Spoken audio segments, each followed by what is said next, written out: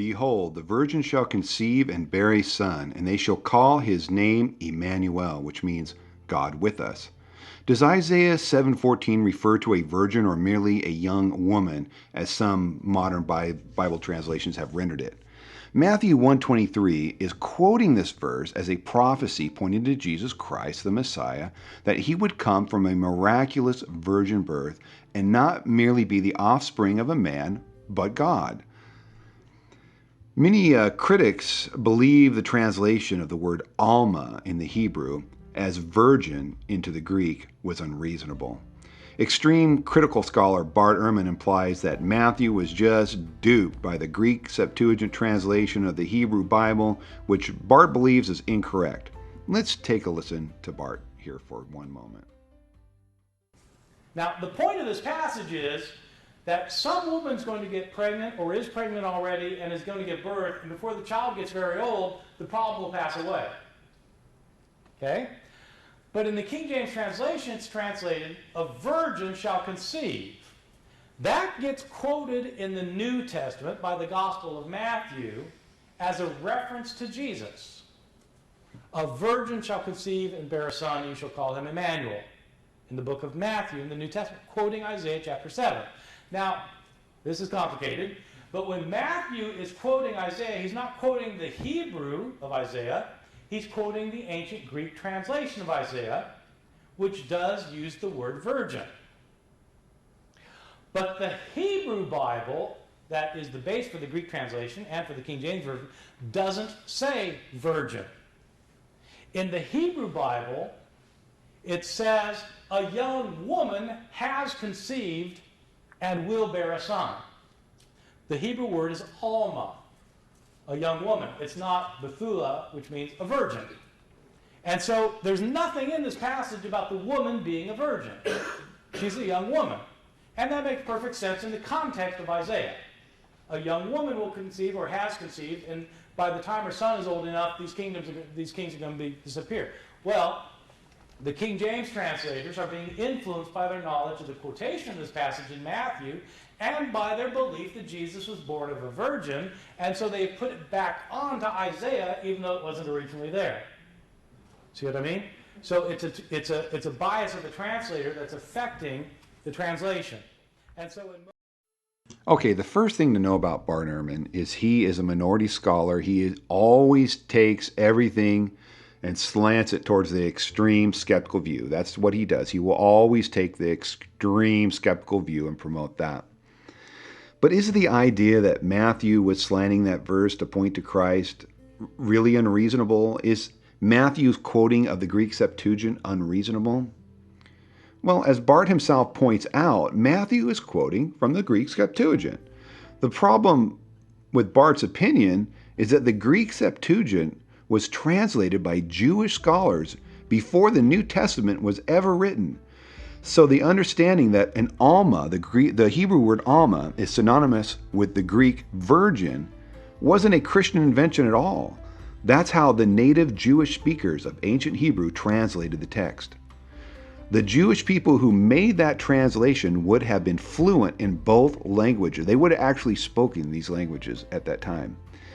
And they understood the context and knew exactly what Isaiah 7:14 was saying. So again, this idea that Isaiah 7:14, the word Alma, is referring to virgin, isn't a Christian idea. That was a Jewish idea. That was the Jewish translation of the Hebrew Bible into Greek. For example, the reason the Greek Septuagint translates Isaiah 7:14, Alma, the word Alma, as virgin, is because in Israel, an Alma is a young unmarried woman. And if not a virgin, she would have been a harlot, divorced, a widow, something like that. And so you would logically specify that in the text and not use the word Alma.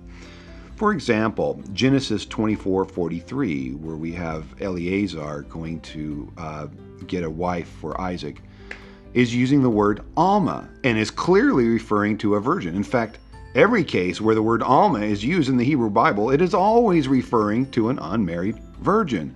So why it's true that Alma isn't specified as virgin In the context of every other passage in the Hebrew Bible, it is always referring to a virgin. So to assume that Alma doesn't mean virgin in Isaiah 7:14 is completely unreasonable. If the woman was a harlot, a divorced, or a widow, then it would be more reasonable to specify that. And it wouldn't make any sense to call such a woman an Alma. So let's do what Bart said and look at the context of Isaiah 7:14 itself and see if this rendering into the Greek and into Matthew of virgin is reasonable. And the verse says, "And Isaiah said, 'Hear now, you house of David, is it not enough to try the patience of humans? Will you try the patience of my God also? Therefore the Lord himself will give you a sign. The virgin will conceive and give birth to a son, and will call his name Emmanuel.'" And Emmanuel means God with us. Notice that this was to be given as a sign to the house of David. For something to be a sign means this is unusual, and just any woman conceiving a child isn't unusual, and therefore wouldn't be a sign. And notice that Isaiah isn't merely addressing King Ahaz. He says, "Now hear, you house of David." He is addressing the house of David, the royal Davidic line. There will be born an eternal king who will be forever seated on David's throne, Emmanuel, which means God with us. Now, I need to understand that David's throne was always God's throne. God had given Israel an earthly king to punish them. So Matthew is quoting Isaiah using a kind of typological parallel, much like Jesus compares himself to the story of Jonah, the sign of Jonah. And we see similar comparisons with, say, Isaac and Joseph in Genesis, and even Moses and others. Matthew's point is the Isaiah story is also prophetic and pointing to this coming eternal king, Jesus Christ, the Messiah. So, in conclusion, Matthew quoting Isaiah 7:14 from the Greek Septuagint, and remember, the New Testament is written in Greek, was completely reasonable, and that was a completely reasonable translation from Hebrew to Greek. It wasn't a Christian invention.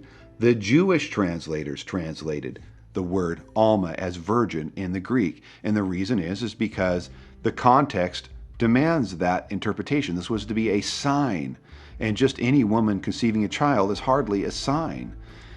So there was a reason they translated that way, not to mention that everywhere else in the Hebrew Bible, Alma is referring to a virgin. So, the critical scholars like Bart Ehrman and others are really grabbing at straws to try to eliminate that interpretation.